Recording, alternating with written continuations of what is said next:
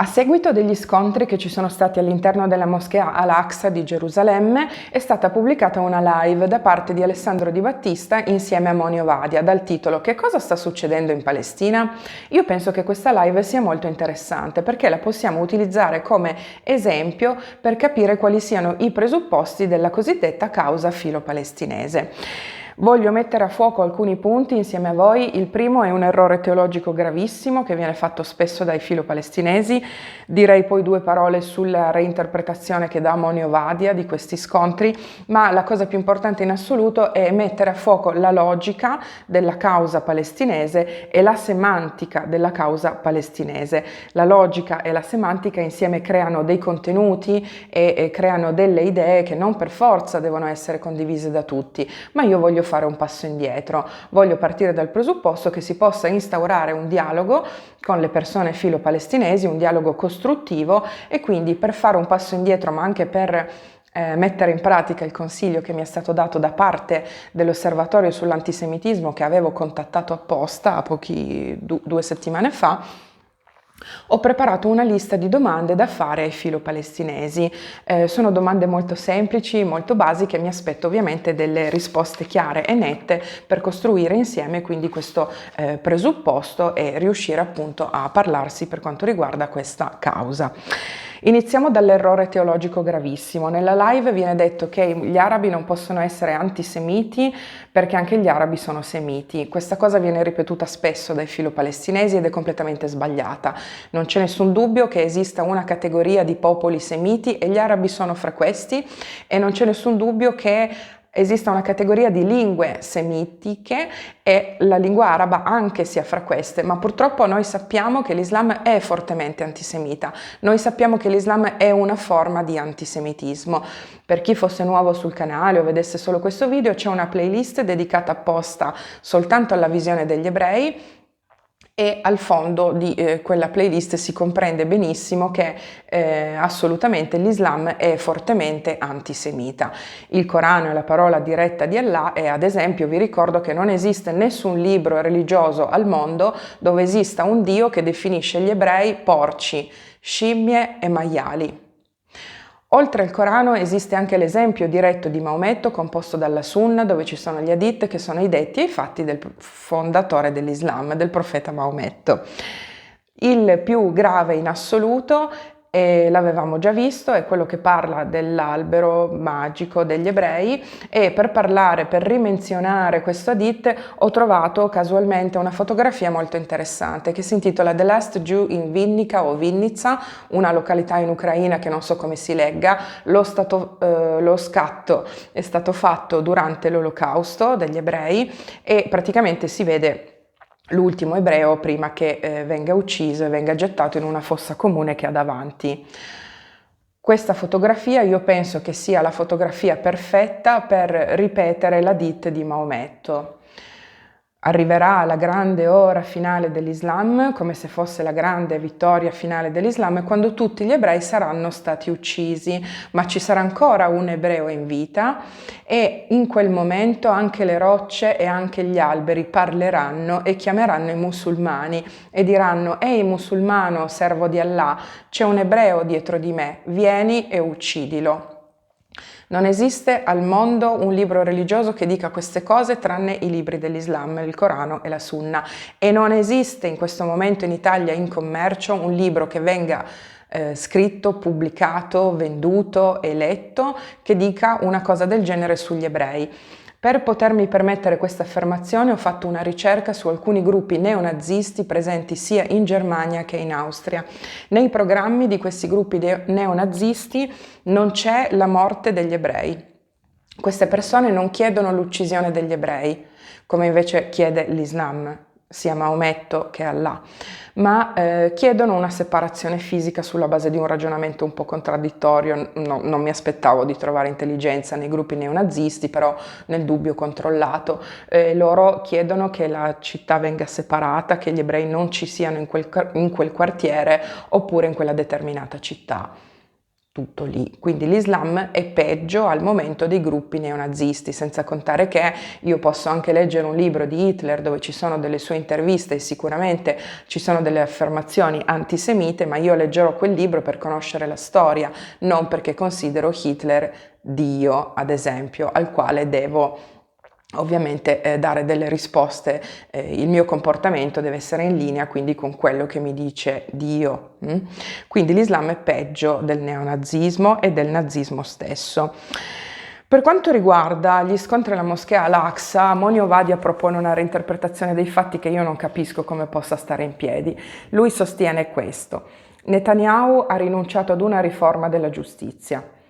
Facendo questa rinuncia, Netanyahu ha lasciato scontenta una parte, la parte di estrema destra del proprio elettorato, e quindi in maniera deliberata e in maniera programmata ha mandato la polizia apposta all'interno della moschea per picchiare dei palestinesi innocenti, perché questo pestaggio avrebbe accontentato gli scontenti di prima, cioè avrebbe accontentato quella parte di estrema destra che di fronte alla rinuncia della riforma della giustizia non era soddisfatta.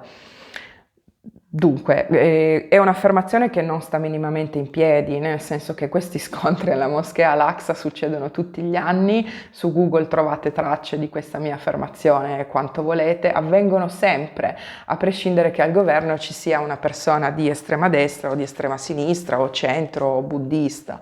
In Israele l'hanno sempre odiata queste persone, ci potrebbe essere Antonio Gramsci adesso al governo che odierebbero Israele, quindi non saprei come farla stare in piedi questa affermazione. Ovviamente io porto rispetto sia di Battista che Ovadia, ho menzionato anche Rula Gebreale in altri video, non sono qui ad attaccare sul personale queste persone, ma non c'è davvero un legame fra la politica di Netanyahu e che spesso viene ripetuta, e gli scontri che accadono con la jihad palestinese.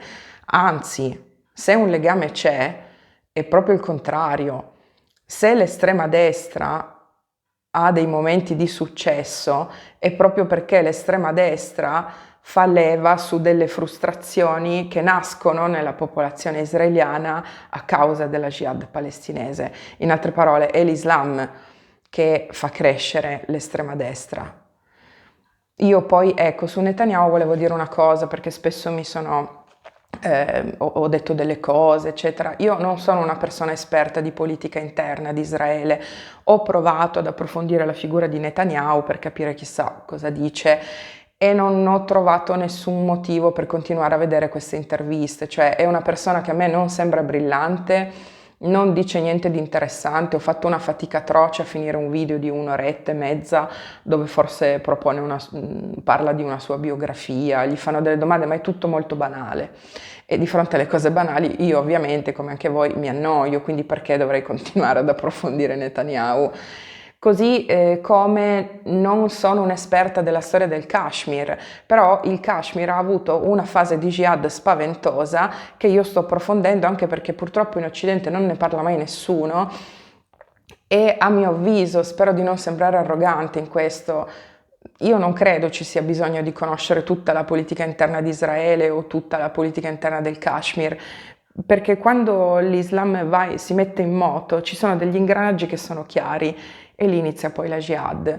Questo è il mio punto di vista personale. Io non sono di estrema destra e non trovo il legame fra Netanyahu e gli scontri alla moschea Al-Aqsa, che avvengono tutti gli anni sempre sulla base di questo meccanismo. Come faccio io a chiedere la jizya agli ebrei? È impossibile, quindi a chi la devo chiedere? Ai cristiani. Chi sono i cristiani? L'Occidente intero. L'Islam non pensa che l'Occidente sia l'Occidente e poi ci sia il cristianesimo e ci siano i cristiani anche in Paraguay. Assolutamente no. L'Occidente è il cristianesimo, neanche. L'Occidente è la sede dei cristiani. Quindi per chiedere la jizya agli ebrei che tanto non me la danno, faccio prima chiederla ai cristiani che sono in Occidente. Come faccio ad avere la jizya da parte dei cristiani? Faccio il video in cui Israele è cattivissima, i palestinesi sono sempre le vittime, mandano i fondi. Questi fondi vengono utilizzati per la jihad, non vengono utilizzati per dare il bianco nelle scuole per i bambini della Striscia di Gaza, punto. Ovviamente, oltre a questi fondi, che è una forma di jizya, viene chiesta anche la zakat, cioè ci sono dei musulmani che sono in Occidente e a cui non frega niente della moschea Al-Aqsa, ma gli agenti della Dawa vanno anche da loro a fare pressione affinché la zakat venga mandata nei territori palestinesi. Quella zakat finanzierà la jihad, punto. Questo succede tutti gli anni. Andiamo avanti velocemente perché adesso possiamo parlare della logica, dell'approccio logico che hanno i filo-palestinesi di fronte al contesto della violenza e del terrorismo. Ad esempio, Moni Ovadia, ma anche Di Battista più volte nel video, dicono questo: noi siamo contro il terrorismo, noi abbiamo sempre condannato il terrorismo, noi siamo contro ogni tipo di violenza, però c'è un però grande così, proprio Taoma 128. Aggiungono questo però e dicono: siamo contro la violenza, però capiamo l'esasperazione dei palestinesi, perché i palestinesi sono disperati dal 1948 e quindi c'è da aspettarselo che ci sia della violenza. Ora, io ho fatto un esperimento dei miei, ho il divano pieno di fogli, non so dove l'ho messo, eccolo qua.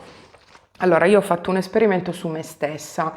L'esperimento è questo: ho preso 5 attentati terroristici, 4 del decennio del califfato, che vi ricordate dava gli ordini e quindi c'erano sempre attentati, e l'11 settembre. Ho calcolato tutti i morti e ho calcolato che per ogni morto ci siano 2 persone in vita in questo momento, tipo il figlio, la madre, il marito, la moglie, non lo so, che potrebbero nutrire dei sentimenti di violenza nei confronti dell'attentatore che gli ha tolto un figlio o una madre o un nonno, oppure sentimenti di violenza nei confronti del paese di provenienza dell'attentatore. A tutta questa lista ho aggiunto tutti i feriti, dopodiché ho fatto il totale. Secondo il mio calcolo, quindi, tenendo conto di solo 5 attentati terroristici, che è niente, potremmo avere, secondo l'applicazione della logica dei filo-palestinesi, potremmo avere 14.310 persone che in questo momento potrebbero nutrire dei sentimenti di violenza o di vendetta nei confronti magari di un paese islamico dal quale proveniva l'attentatore. Se queste 14.310 persone partissero adesso per un paese islamico qualsiasi e fare un gesto di violenza, come ad esempio un atto di terrorismo, potrebbero morire 10 persone per ogni atto di terrorismo e quindi noi avremmo 143.100 morti in un paese islamico a caso, ipotetico. Ora immaginate che ci sia questa notizia e ditemi se può essere accettabile che io inizi un video così. Ci sono state 143.000 morti in un paese islamico a causa di, purtroppo, 5 attentati che ci furono in passato, 11 settembre compreso. Noi condanniamo ogni tipo di violenza, condanniamo ogni tipo di terrorismo, però comunque una madre aveva perso sua figlia al concerto di Ariana Grande di Manchester. E lei nutriva, c'è poi da capirlo, che uno diventi violento. E c'era una persona che ha perso un nonno agli aeroporti di Bruxelles, e quindi dobbiamo anche capirlo, che è ovvio che ci sarà sempre violenza. Non riesco neanche a recitarlo. Io non lo considero un approccio logico di successo, non lo considero proprio un approccio logico. Io penso che anche voi sarete d'accordo con me, quindi la logica completa della causa filo-palestinese ci farei una X sopra e l'accantonerei, proprio per parlare delle scelte linguistiche, ovvero la semantica della causa filo-palestinese. Innanzitutto, nel video, ma spesso io sapete che spulcio un po' tutti gli account, tutti i video, quindi si può parlare in generale partendo da Ovadia e Di Battista, ma anche in termini più generici. Allora, per quanto riguarda gli scontri alla moschea, si tratta di violenza a danno del popolo palestinese, si tratta di discriminazione da decenni contro il popolo palestinese. Il popolo palestinese, ho fatto anche le X mentre sentivo la live, è in assoluto la parola più ripetuta di tutto il video. Ed è interessante questo, perché il popolo palestinese non esiste, così come non esiste il popolo francese o il popolo italiano. In questo momento in Italia esistono delle persone, ci sono io, ci siete voi, ci sono i nostri genitori che hanno una mentalità diversa, poi c'è Casa Pound, poi ci sono gli omosessuali, poi c'è l'estrema sinistra, c'erano le Brigate Rosse e ci sono tantissime cose, le persone di Bolzano che non c'entrano niente con i siciliani, i pugliesi e i valdostani, quindi non esiste il popolo. La parola popolo viene utilizzata di proposito, a mio avviso, per far drizzare le antenne a qualcuno in particolare, a qualcuno che sia più suscettibile a questo tipo di discorso semantico. Il popolo cubano, il popolo venezuelano, il popolo palestinese, il popolo italiano, è la stessa cosa. Cambia il colore, però si vuol far leva su quello, a mio avviso. Dopodiché si parla di mattanza di giovani palestinesi che muoiono come mosche, vengono uccisi in maniera illegale da Israele, credo che Di Battista volesse dire illegittima, si è sbagliato, succede molto di sbagliarsi facendo un video, cioè si parla male, non so perché. Vengono uccisi in maniera illegittima da Israele.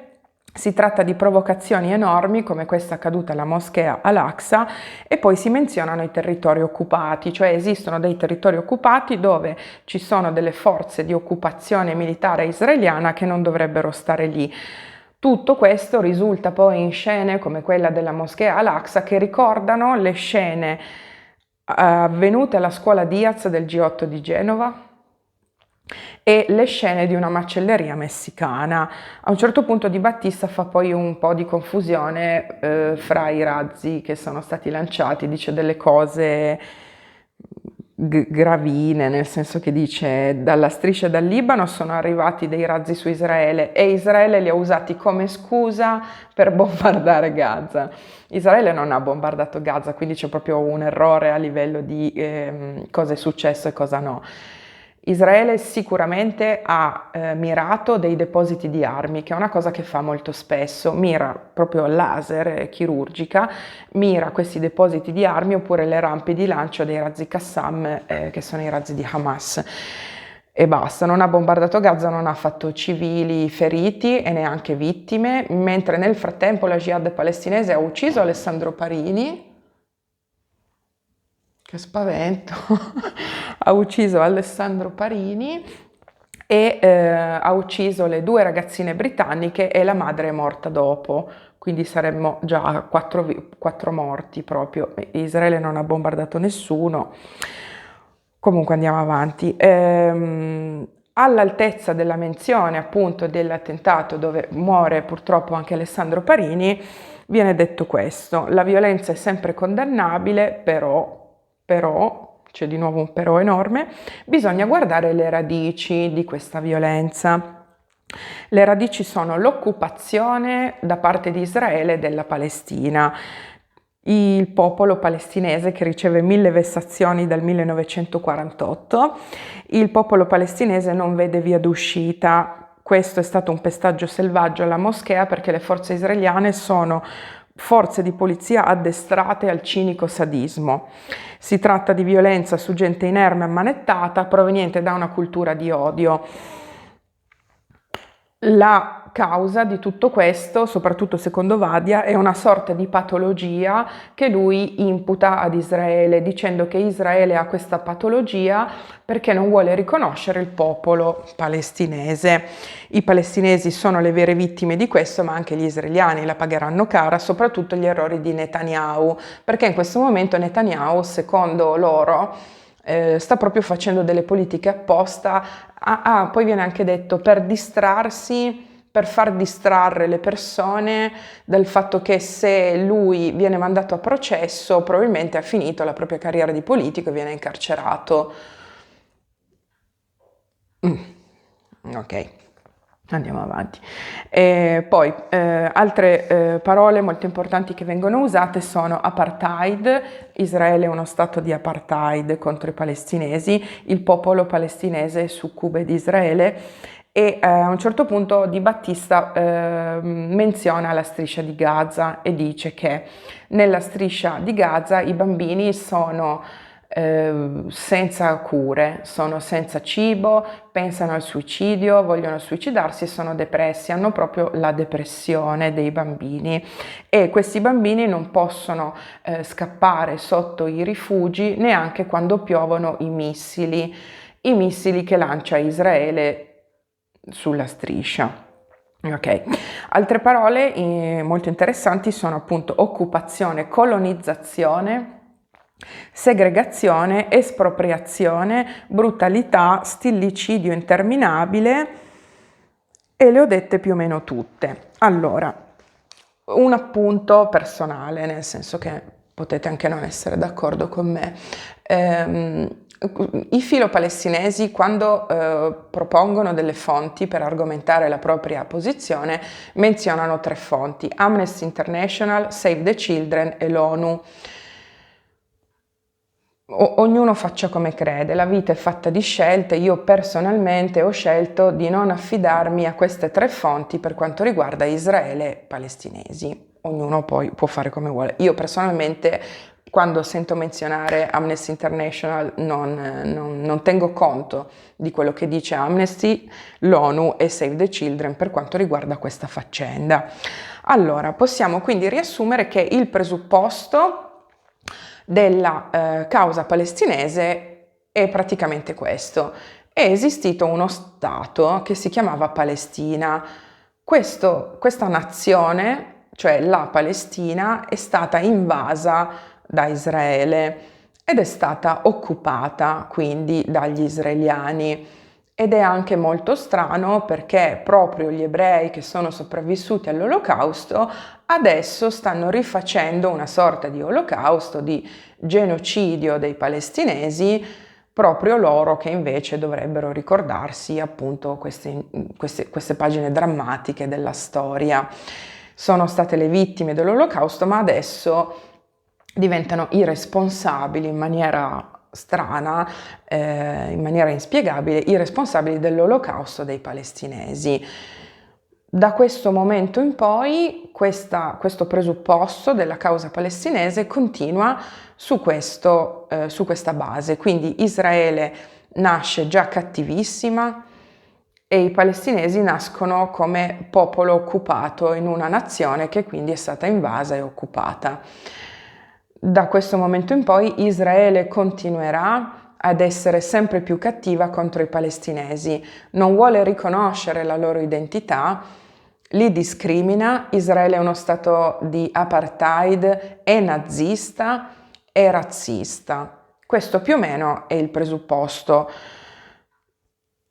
sul quale si potrebbero dire 8 milioni di cose, ma io voglio fare un passo indietro. Io voglio fare un passo indietro e chiedere ai filo-palestinesi se gentilmente mi possono rispondere alle domande che ho preparato sull'altra sponda del divano, che sono queste.